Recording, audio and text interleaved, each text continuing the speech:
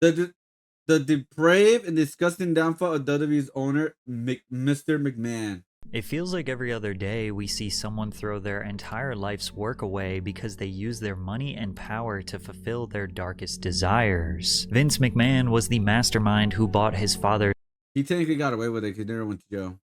wrestling promotion and turned it into the multi-billion-dollar company we know today as the WWE. Many of the ideas, characters, storylines, legendary matches, and controversial moments can be credited to Vince's sick and twisted mind. Not only did he run the company, but he was also the most notorious villain who played the character of the psychopath businessman. We would later find out that this was no character. Vince was just as evil off-screen as he was on-screen. Recently, horrifying accusations have come to light regarding Vince's sick ways. Brutal assault, crime cover-ups, and human trafficking are just a few of the many reasons why he has formally stepped down as the CEO of the WWE. Today we are going to look into the unraveling of Vince McMahon's life and career, and show all of the obvious warning signs we missed along the way. The wrestling business operated similarly to— Well, I think the adults missed it. When we were watching WWE, a lot of us were just kids. Now, more adults later, but I mean, I'm just saying,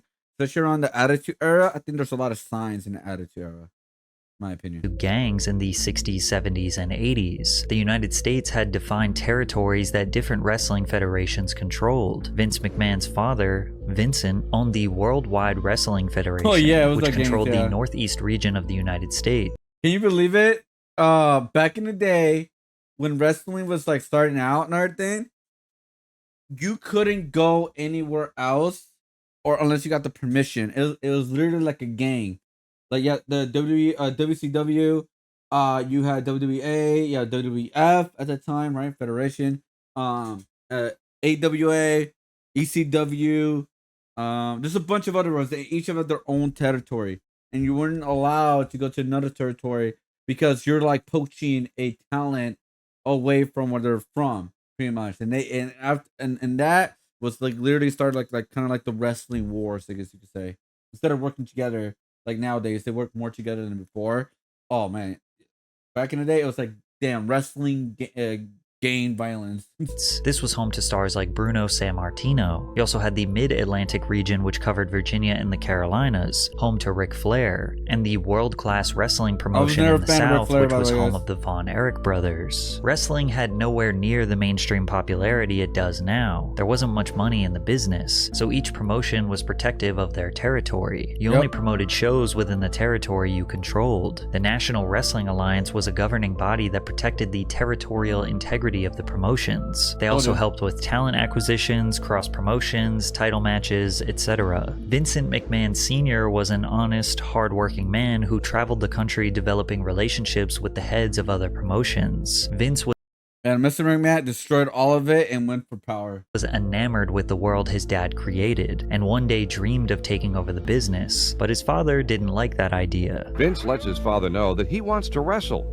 His father is adamantly opposed. He wanted me to have a more secure future. He wanted me to be an accountant or an attorney or something like that, and I really wasn't cut out for any of the above. In 1972, his father finally gave him an opportunity to be a promoter all the way in Bangor, Maine, one of the smallest and most difficult places to generate excitement and revenue. So Vince Jr. came up with the genius idea of taping the matches and shipping those tapes across state lines to get people to start watching wrestling on television. Some people looked at this as undercutting or stealing from other territories, but over the next decade, Vince helped his father bring the business to new heights, bringing in stars like Muhammad Ali and tripling their television ratings in the region. However, the landscape of wrestling would shift dramatically when in 1982 his father was falling deathly ill from cancer. He wanted the WWF to remain a Northeast promotion and control the New York City area, but Vince Jr. had big dreams of becoming a national promotion and establishing a global presence. He bought the company, and shortly after, his father passed away. Now Vince was on a warpath to infiltrate every territory and take their business.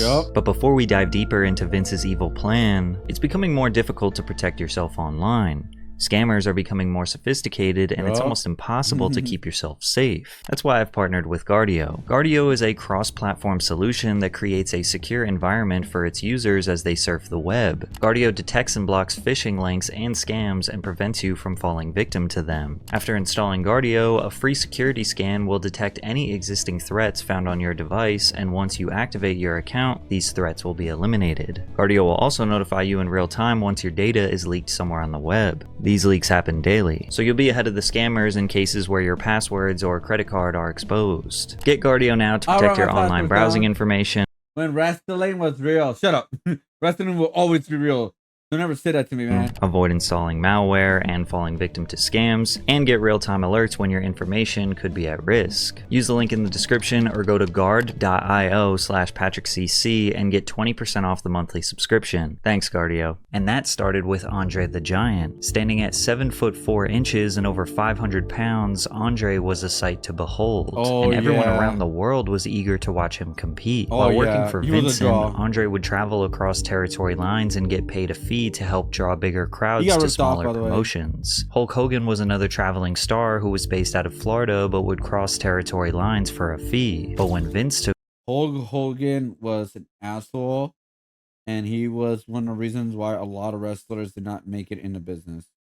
over, he put an end to this. Wrestlers signed to the WWF would only be able to wrestle for the shows he controlled, which was basically every state from Pennsylvania to Maine. This business practice is extremely common now, as you never see a football player jump from one game in the NFL to one game in the XFL, or a fighter have one match in the UFC, then a fight in Bellator, then back to UFC. They sign exclusive contracts for a certain number of matches. But back then, Vince's business practices were considered destructive to this industry. He began signing top talent from all territories to exclusive contracts with the WWF. Some of those wrestlers included Andre the Giant, Hulk Hogan, Rocky Johnson, Roddy Piper, Bret Hart, Mr. T, Randy Savage, The Ultimate Warrior, Ricky Steamboat, just to name a few. Vince started the Atlantic and Pacific Wrestling Corporation by partnering with Mike LaBelle in Southern California. Then he purchased Mike's shares of the company in 1982, which gave him full control of New York City, Philadelphia, and Los Angeles. To continue his dominance, he used his relationships at War TV to pay $2,500 a week for a Saturday morning time slot on Los Angeles' Channel 9 KHJ TV. But McMahon didn't expect to make a dime. He saw TV as a promotional expense to boost the gates of live shows. The WWF was being broadcasted nationally on Monday nights on the USA Network, so the whole country was being exposed to the brand. But that wasn't enough for Vince. He began a full-on invasion strategy to take out all his competitors city by city, like when he acquired a local TV station, WAKR 23 out of Akron, Ohio, with reach to Cleveland on January 8th, 1983. Then later that year, the WWF debuted on WCPO 9 in Cincinnati, which was an established Georgia Championship Wrestling territory. From there, the WWF entered World Championship Wrestling territory in Dayton, Ohio, purchasing the exclusive rights from WKEF 22 to replace the WCW broadcast with WWF's broadcast. One by one, Vince would enter a city controlled by another promotion, then buy out their TV time slot to air WWF. If he couldn't buy out their TV slot, then he would buy out their top talent, but most of the time, he did both.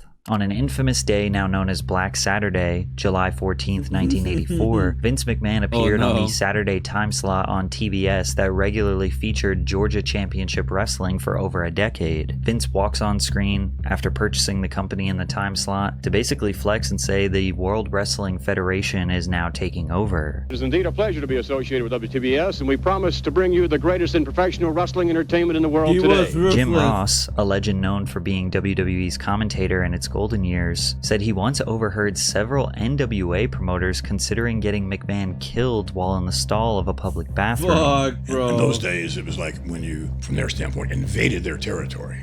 It was like, well, okay, this is not just fighting words. It's like there's so many times when people threatened me, and it was like, that was a big no-no. If you want to take credit for it, you better get me quick. Now, it can't be confirmed if this was a serious consideration or tongue-in-cheek, but it can't be denied how much men like Jim Crockett, Bill Watts, despised Vince for taking away their livelihoods. However, others just look at this as natural competition. America was founded on capitalism, and you should not get comfortable as a business person, because eventually someone is going to come and take your spot. If you don't adapt, you die. That's right. That's me right now with AI, man. By 1988, Vince McMahon fully decimated the territory system. Now the WWF was the biggest and best national wrestling promotion in the sport. This made it extremely easy for Vince to acquire the best talent throughout the 90s, as the World Wrestling Federation became home to rising stars like The Undertaker, Shawn Michaels, Stone Cold Steve Austin, Matt and Jeff Hardy, Triple H, Mick Foley, Kane, The Rock. It seemed like Vince's only competition was with himself. They were selling out stadiums all over the country and broadcasting their events nationally every week. With that being said, the pressure to remain number one was at an all-time high. The matches needed to be bigger. The stakes needed to be higher. Yep. Vince wrote in more gimmick matches like ladder matches, table matches, or weirder matches like casket matches and dumpster Or even one of the best matches of all time, bras and panties matches. matches, which meant you had to finish your opponent by putting them in a casket or a dumpster. They even had weird ones like the boiler room match or the hog pen match, which involved wrestling in mud with pigs. But there's no doubt that the Hell in a Cell match, which featured a 16-foot steel cage that was designed to have wrestlers thrown from the top or through the middle, was the most electrifying way to watch two people wrestle. It didn't matter that it was fake, because those guys were actually putting their body and their lives on the line for hours. Well, at the time, nobody knew it was fake, all right? At the time, okay? Just gonna put that in there, okay? For entertainment and Vince's money. It was only a matter of time before one of those high-flying stunts ended in disaster, and in 1999 at Over the Limit, that's exactly what happened. Owen Hart, who was portraying a superhero called the Blue Blazer, fell from 90 feet in the air during a botched entrance stunt where he was flying over the crowd into the ring. After the fall, he suffered internal bleeding and passed away right there in the stadium. They even announced his death on the show, but Vince said the show must go on, and they proceeded to finish the event like this extreme tragedy did not happen. I have the unfortunate responsibility to let everyone know that Owen Hart has died. Vince doubled down on his decision to continue the show in an interview in 2001 with Playboy. If you could do it over, would you still hold the show that night? I just guessed that it was what Owen would want, so you'd do it again? I think so. Vince did not just portray a character of a ruthless businessman. That is who he was. But it proved to be the right path to success. 98 and 99 was their peak in terms of ratings and overall viewership, averaging multiple millions of viewers per episode. By the early 2000s, the WWF was generating $500 million in revenue each year. Damn. The high-intensity matches did not stop. However, the late 90s and early 2000s definitely saw a shift to more in-depth storytelling, which brings us to the infamous Attitude Era. This era is defined as the most ruthless, chaotic, over-the-top violent, and edgy time in WWE history. The biggest wrestler of all time was born in the Attitude Era, and that was right there, this man right there, Stone Cold Steve Austin. He was the biggest wrestler of all time that anyone ever knew. He's actually was the biggest wrestler. Like like I think the majority general public, when you mention wrestling, I think majority of people will say The Rock or Stone Cold Steve Austin. That's how big he was. And he was just a wrestler for most. Scripts were changed the day before, the day of, or even in the ring. The wrestlers were rugged, rude, and in your face. And Vince found himself at the center of these stories because what is more anarchist than beefing with your own boss? Vince portrayed the character of a manic, power-hungry, yet also kind of pathetic CEO of the company. His rivalry with Steve Austin, which began in '97 after Austin hit his boss with a stunner, drove ratings through the roof. This beef was insane. Austin once held McMahon at gunpoint in the ring, although the gun was fake. He drove down the ring with a beer truck and sprayed Vince down with a fire hose of Coors. He even snuck into the hospital where Vince was injured and beat him up on the bed. This all culminated with Austin having a full-on match against Vince and his son Shane. This storyline set the tone that Vince being intertwined and involved with the lore was good for business. Then again, Stone Cold Steve Austin was such a superstar that he could beef with a mop and it would be entertaining. In the Attitude Era, you could no longer just be an athlete to be a WWE WWE star. You needed to have personality, charisma, excellent speaking abilities to be able to sell a fight and keep these millions of fans engaged. And if you didn't, well, then the writers would come up with your storyline. And you won't believe some of these shocking and twisted narratives that Vince approved or came up with himself. In one of the most bizarre storylines, Kane announced that he was driving late at night with Katie Vick, a girl he loved since he was a teenager. He could not drive stick and they crashed, where she ultimately lost her life. Then Kane attends her open I totally forgot about this. casket, and for 6 minutes on live television he fondles her corpse, undresses her lifeless body, and gets intimate with her before grabbing her internal organs and drinking the blood from them. I give you what you want. totally forgot about this. And I'm gonna take what I always wanted. Or what about the time when Chris Jericho ambushed Chyna, tied her up in a dark room, and began torturing her by beating her with a hammer, which actually broke her thumb, so her painful screams were real. Vince was a big fan of humiliation, so he developed the Kiss My Ass Club, where a total of 6 men were forced to get on their knees and kiss his backside in Yeah, I do remember that. I do remember that. Holy shit, man. Imagine your boss telling you as a wrestler, a character, whatever. You're like, all right, so today we're gonna go in the ring and you're gonna literally kiss my ass as a storyline. Yep. That was actually a storylines that he had written for people to kiss his ass. Yeah. Yep.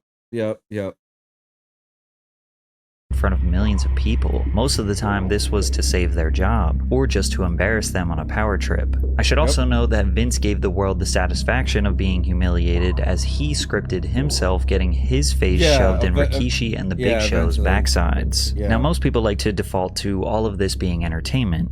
Like, sure, they push some boundaries, but it's all fake, right? But as time went on and wrestlers spoke about their Actually, we started blast fucking. Yeah, so in that part, The Rock won a match that Vince McMahon had to get on his knees and kiss someone's ass. He did not say who. So the first time he brought out was Trish Stratus, a very sexy woman coming out. She literally like showed her ass and says, "Okay, you're gonna kiss this ass, all right, Vince?" And so he was about to do it, and then The Rock stopped him. And they said, "Nope, I'm sorry, I got the wrong person." And Rikishi comes out, and Vince McMahon kisses Rikishi's ass. So there you go. That was the storyline.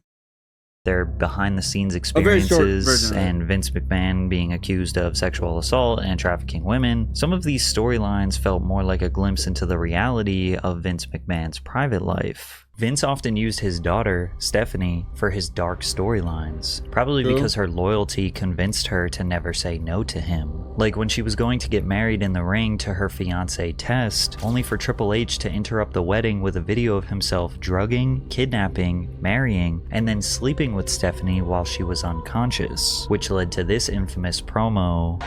"Come on out, you rapist!" But Stephanie was the subject of another kidnapping, this time by The Undertaker, who brought her out tied on a crucifix-like structure before one of his disciples.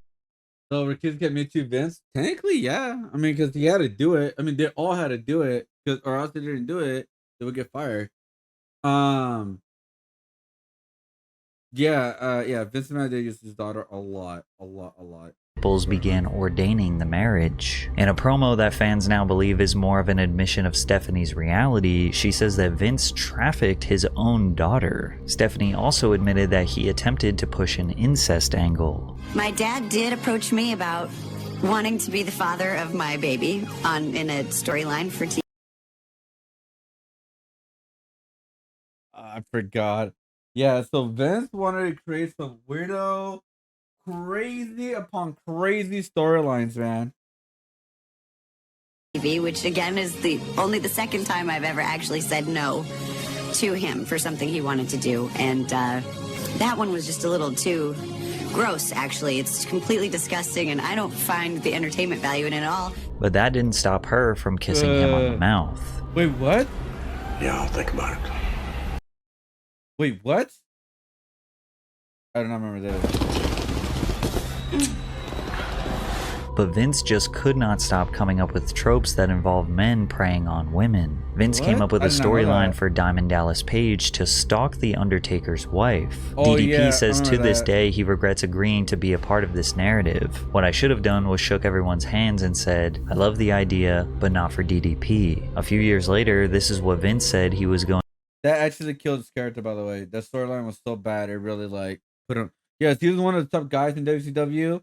After that storyline with the Undertaker, it pretty much died. It pretty much killed his career, pretty much. to do to The Undertaker's wife and kids. You don't realize what I'm gonna do, do you? The terrorists are gonna burn down the Undertaker's house. Yeah. Huh? His children are gonna be kidnapped. His wife, she's gonna be right by a motorcycle gang right in front of the Undertaker. That's the plan I want implemented, damn it. Finally, Vince was able to find a woman who could take his twisted ideas to a whole new level, as he scripted himself a mistress, Trish Stratus. Trish played a character of a woman who slept with the boss to advance her place in the company. At one point, they even wrote that Vince's actual wife. Yep, that right there was she had to do what she had to do as the wrestler, I guess. But yeah, she did some crazy shit, man. Like crazy shit. That's why she actually was made it to the top of wrestling. She was a really good wrestler, but like she got pushed so hard. She was like everybody calls her like the best female wrestler of all time, or at least in WWE. Wife, Linda, was so ill she needed 24-hour nursing care and was on copious amounts of drugs. He then brought her out in front of the entire world to make out with Trish right in front of his wife. Vince was brutal towards his wife. He even wrote in a scene where his kids repeatedly slapped their own mother to sell a promo. Whatever it takes to get ratings, right? And even though Trish was doing everything she could to advance her place in the company, it wouldn't be long before she was the one who would get humiliated, as he once even stripped her down in the ring and forced her to bark like a dog. He even tried to get her to join the Kiss My Ass Club. Oh, I'm gonna unbuckle my belt. But The Rock saved her. Vince's idea of easing up on women was by giving them a new match gimmick, the bra and panties match. This match gimmick was when the female wrestlers would only win the match if they stripped their opponent down to their bra and panties. They also had wet t-shirt contests and spanking matches. Vince was constantly writing storylines where women had to provide him with some sort of sexual favor. How badly do you want to be a WWF superstar?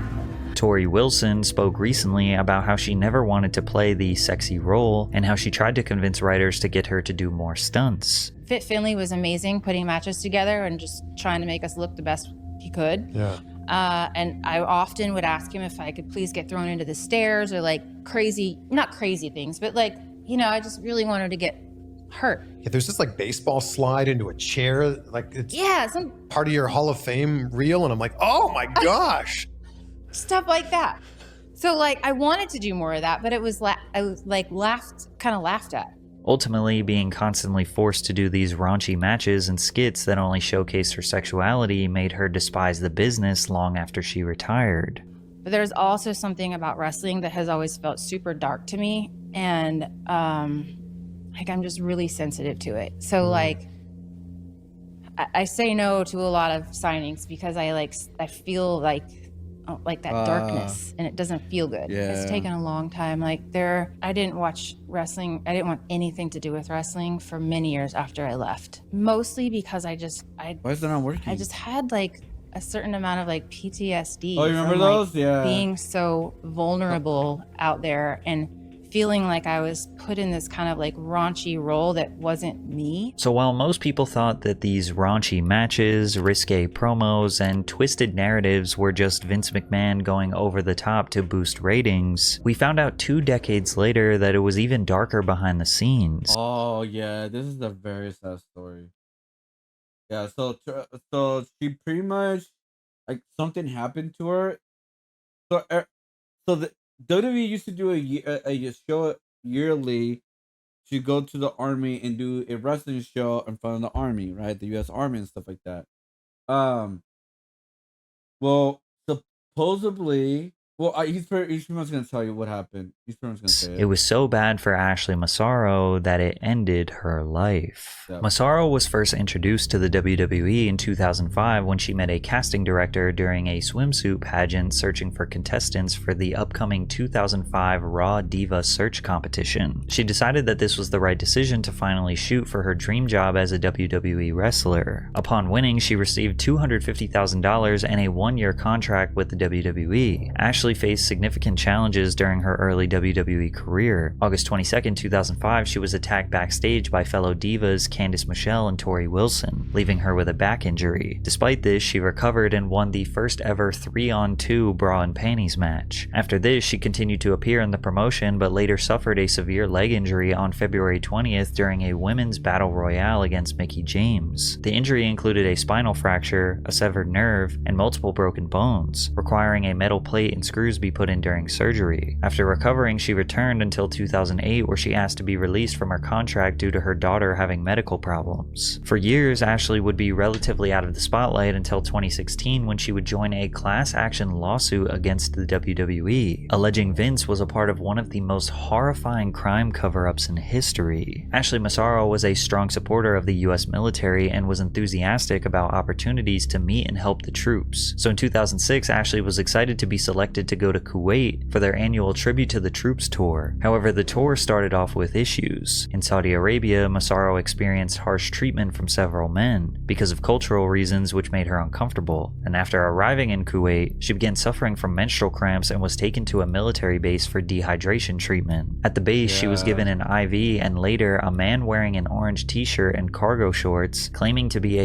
US Army doctor, injected her with a substance that made her body paralyzed while still being conscious. He then moved her to a non-treatment room where the man violently R-worded and sodomized her while a woman guarded the door. After returning to the US, WWE's Dr. Rios called a meeting with Ashley Massaro to discuss the incident. She was unsure how he knew about it, but suspected it might have been someone on the tour who reported it. She agreed to tell him what happened as long as Rios kept it confidential. However, Dr. Rios told Vince McMahon, who then brought in executives for a meeting where Massaro was asked to detail what happened in Kuwait. She said, "Vince did at least apologize for what I went through, but then stressed that if I disclosed this incident, it would ruin the relationship between the WWE and the US military. He told me to not let one bad experience ruin the good work they were doing. His lack of sensitivity in referring to my ordeal as one bad experience left me speechless." In a filing the next month, WWE called the claim a stale and baseless allegation and denied Massaro had ever reported a sexual assault to anyone affiliated with WWE, saying she had been heard telling others that the doctor had done an inappropriate pelvic exam before a judge dismissed the case in 2018. Less than a year later, Ashley wrote letters back to all of her fans that were sharing love and support for her bravery. The next day, Ashley tragically passed away on May 16th, 2019. Yeah, it's a very sad story, man. Like, because he was just thinking more about the business than like the person that one of his workers is supposed to protect. It's a very sad story.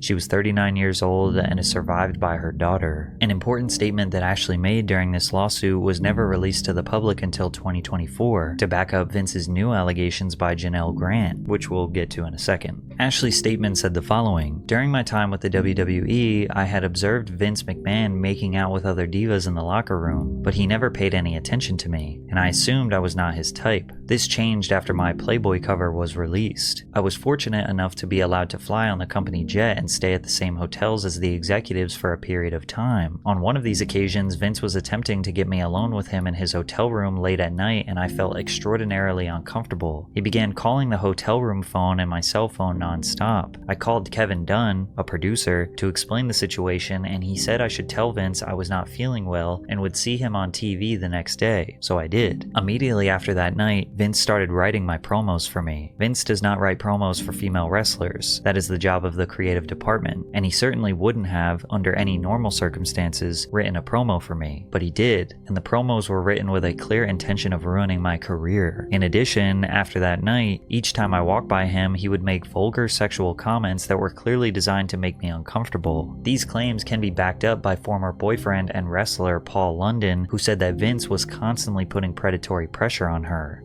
many times when she would be crying to me because Vince was propositioning her to fly on the jet with them. Like Kevin Dunn, Bucktooth Bucky would be telling her that she has to fly on the jet with them, back in the day, by the way. or that he might, possibly, or every now and then, if she was at the, they'd always put the divas up at like the TV hotel or whatever.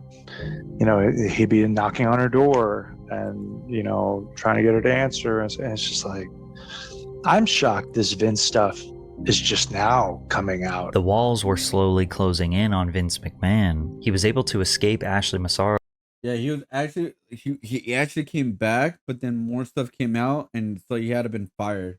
He actually was so close coming back, because I believe he sold the company, but he sold a company where he could still be empowered, like the creative direction and stuff like that. But things got so bad, he eventually had to get fired. Masaro's horrible allegations, but it was only a matter of time before his evil past would catch up to him. In 2022, Vince McMahon agreed to pay more than $12 million to 4 women who were affiliated with the WWE over the course of 16 years. It's alleged that the women also signed agreements which prohibited them from discussing their relationships with McMahon. The settlements include a $7.5 million pact with a former wrestler who alleged that Vince McMahon coerced her into giving him oral sex and then demoted her, and ultimately declined to renew her contract in 2005 after she resisted further sexual encounters. This controversy was enough to make Vince McMahon finally step down as CEO of the company, but in January of 2024, Vince was slapped with another lawsuit, this time jam-packed full of evidence that would make the whole world understand who he truly is. Janelle Grant, a former WWE employee, accused Vince McMahon of abuse, sexual exploitation, and humiliation during his tenure as chief executive. Grant alleged that McMahon lured her with promises of career advancement, but then exploited and trafficked her to other men within the company. Grant first met McMahon in March of 2019 through a manager in her apartment building, where McMahon also lived. She was seeking employment after her parents' deaths. McMahon promised her a job at WWE and showered her with gifts, but the meetings turned inappropriate when one time McMahon approached her in his underwear and pressured her into sexual situations. As such, when McMahon pushed Miss Grant for a physical relationship in return for long-promised employment at WWE, she felt trapped in an impossible situation, submitting to McMahon's sexual demands or facing ruin. Miss Grant feared she had everything to lose and faced negative consequences no matter what happened. In June of 2019, Grant began working as an administrator coordinator in WWE's legal department. After giving her a job, Vince McMahon's sexual demands increased, and he began sharing explicit photos and videos of her with other WWE employees and executives. Despite Miss Grant's expressions of unhappiness and attempts to end the sexual relationship, she came to understand that McMahon expected the physical relationship to continue as a part of her employment. In March of 2020, McMahon began sharing sexually explicit photographs and videos of Miss Grant, including pornographic content he recorded with other men both inside and outside the company. You can even see these text messages of him admitting to doing so. She even tried to express This is nice, Johnny. Will like it all about those comments will keep on coming. Just wait and see. I totally understand. Agree. Being scared of communication photos. Johnny gets drunk and sloppy. Could easily make a mistake. Cost him his job. Yours too. Verbal communication is the way. Way to go. That said, have you and Johnny talked about breakfast tomorrow? that she did not want an associate named Johnny, aka John Laurinaitis, receiving pictures of her.